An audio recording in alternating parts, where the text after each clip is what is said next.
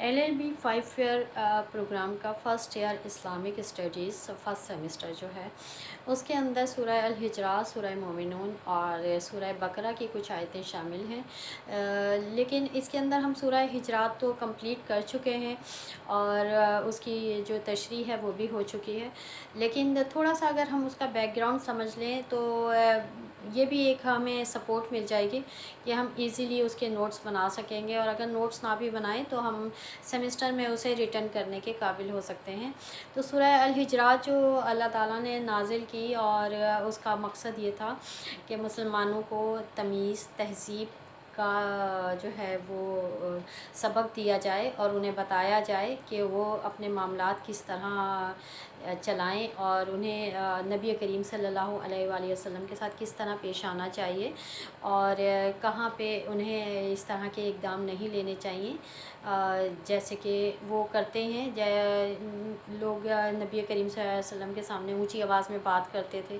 تو ان کو تمیز سکھانے کے لیے، ان کو تہذیب سکھانے کے لیے، ان کو اپنے درمیان کے جو ریلیشن شپ ہے اسے بہتر بنانے کے لیے یہ ڈائریکشنز دی گئیں قرآن کریم کے اندر سورہ الحجرات میں، کہ ایک تو نبی کریم صلی اللہ علیہ وآلہ وسلم جب آپ کے درمیان موجود ہیں تو ان سے آگے بڑھ کر آپ فیصلے نہ کریں، ان سے آگے بڑھ کر کوئی بات نہ کریں، کیونکہ وہ سب کچھ جانتے ہیں اور انہیں فیصلہ کرنے دیں، وہ سب بہتر طور پہ سمجھتے ہیں۔ دوسرا یہ کہ جب نبی کریم صلی اللہ علیہ وآلہ وسلم آپ کے سامنے موجود ہوں تو ان سے اونچی آواز میں بات نہ کریں، ان کے سامنے کسی سے بھی اونچی آواز میں بات نہ کریں جیسے کہ آپ لوگ اپنے آپس میں باتیں کرتے ہیں۔ یہ ان کی عزت اور ان کی تکریم کے لیے بہت ضروری ہے۔ تیسری بات جو یہاں پر انہیں مسلمانوں کو بتائی گئی کہ جب نبی کریم صلی اللہ علیہ وآلہ وسلم اپنے حجرے میں ہوں تو آپ انہیں باہر کھڑے ہو کے آوازیں نہ لگائیں، بلکہ انتظار کریں کہ جب وہ باہر آئیں تو پھر آپ ان سے اپنی بات شیئر کریں۔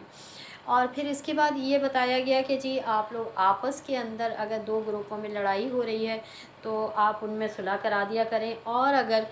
ایک گروپ ذاتی کر رہا ہے تو اس سے جب تک جنگ کریں جب تک کہ وہ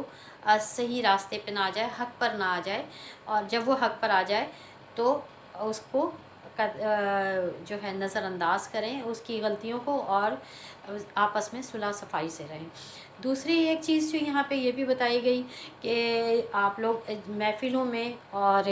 جو ہے محفلوں کے باہر بھی ایک دوسرے کے اوپر طعنے نہ کسیں، طنز نہ کریں اور کسی کو کمتر نہ سمجھیں اور خود کو برتر نہ سمجھیں۔ یہ ایک بری چیز ہے، اس میں عورتوں کو بھی کہا گیا اور مردوں کو بھی کہا گیا۔ اس کے بعد جو ہے غیبت سے منع کیا گیا اور کہا گیا کہ کیا آپ پسند کرتے ہیں کہ آپ اپنے مردہ بھائی کا گوشت کھائیں، تو غیبت نہ کریں، غیبت ایک برا عمل ہے۔ اس کے بعد یہاں پر ایک چیز جو یہ بتائی گئی کہ جی اگر آپ کوئی بات کسی کی سنتے ہیں تو بغیر تصدیق کے آگے نہ بڑھیں، اس سے بھی فساد پھیلتا ہے اور یہ جو ہے معاشرتی بگاڑ پیدا ہوتا ہے۔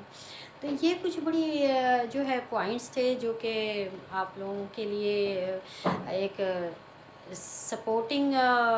لیکچر سمجھ لیں اس کو، کہ یہ آپ کے لیے بیسٹ